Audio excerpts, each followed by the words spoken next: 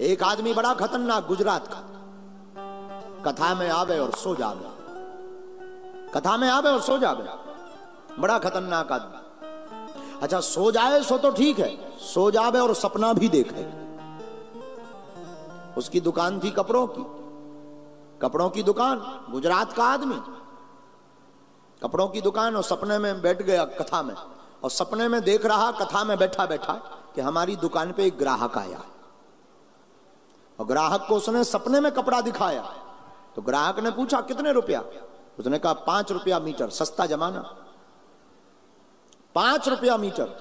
ग्राहक ने कहा नहीं बहुत महंगा है, हम तो 4 रुपया देंगे। ये सपने में सुन रहा, देख रहा है पूरा, और कथा में बैठा है। ग्राहक बोला 4 रुपया देंगे, बोला नहीं नहीं नहीं 4 नहीं, 4 बहुत कम होते हैं। तो ग्राहक जाने लगा, तो ये सपने में ही चिल्ला करके बोला ले जा 4.5 में, कथा के बीच में बैठा बैठा, ले जा 4.5 में, दोनों हाथ पसार और सामने वाले भक्त का कुर्ता दीनों फाड़।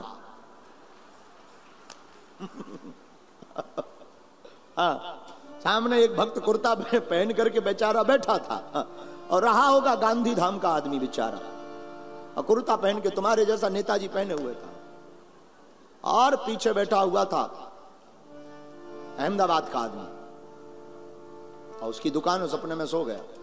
ले जा 4.5 में, दोनों हाथ पसार और सामने वाले भक्त का कुर्ता दीनों फाड़। जब एक चांटा लगा तो बताया ये क्या है?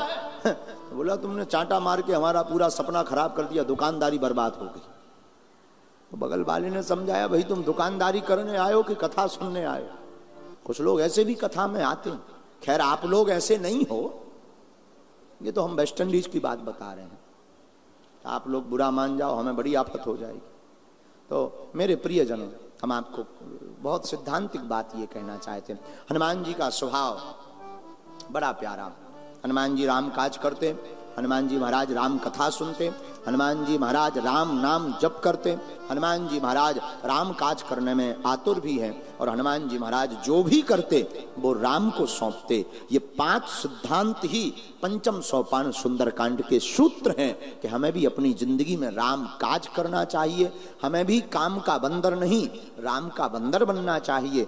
दूसरा सिद्धांत, हमें भी अपनी जिंदगी में सुनना ज्यादा चाहिए, बोलना कम चाहिए, हमें भी अपनी जिंदगी में जिह्वा का प्रयोग राम नाम के लिए करना चाहिए। चौथी बात, हमें भी अपनी जिंदगी में राम कथा श्रवण करके जीवन में उतारनी चाहिए। और 5वीं बात जो बहुत महत्वपूर्ण बात है, वो बात ये है कि जो भी हम अपनी जिंदगी में अच्छा भला पाएं वो प्रभु राम को सौंप देना चाहिए।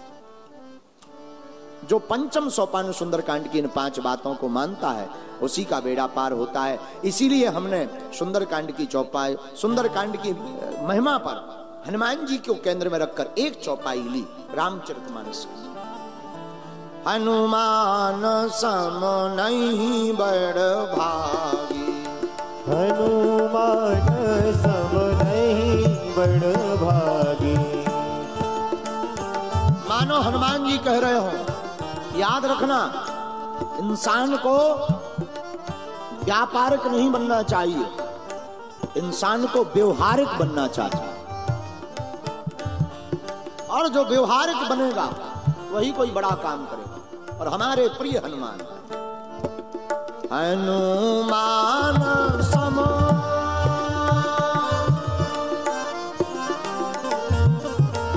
हनुमान सम नहीं बड़ भागी, हनुमान सम नहीं बड़ भागी। नहीं को राम चरण अनुरागी, नहीं को राम चरण अनुरागी। नहीं को राम चरण अनुरागी, नहीं को राम चरण अनुरागी। श्री राम जय राम जय जय राम, श्री राम जय राम जय जय राम। हाँ श्री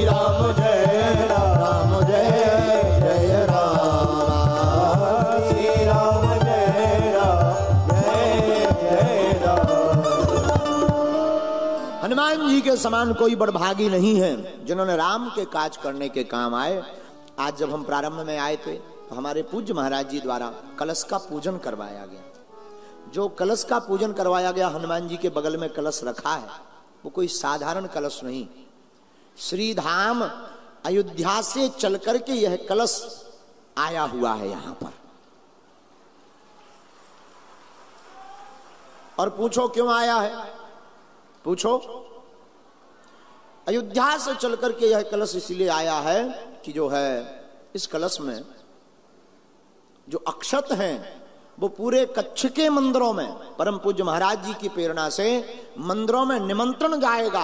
22 जनवरी को हमारे भारत की सनातनियों की आज तक की सबसे बड़ी जीत का उत्सव प्रभु श्री राम की स्थापना महोत्सव के रूप में मनाया जाएगा।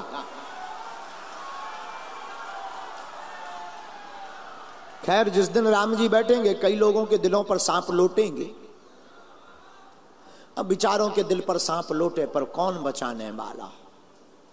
पर राम जी तो बैठ रहे हैं। तो आप सबको 22 जनवरी प्रभु श्री राम अयोध्या में विराजमान हो रहे हैं, उसका यह कलश का दर्शन हो रहा।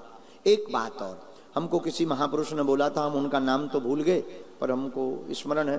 तो उन्होंने संकल्प लिया 1.25 करोड़ हनुमान चालीसा का।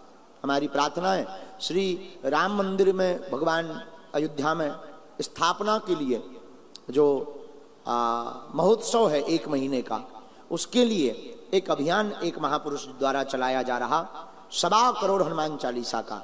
आप लोग भी अयोध्या के उस कार्य के लिए सनातनी हिंदू होने के नाते 2-2, 5-5, 10-10, 11-11, 100-100 पाठ हनुमान चालीसा के अवश्य करें।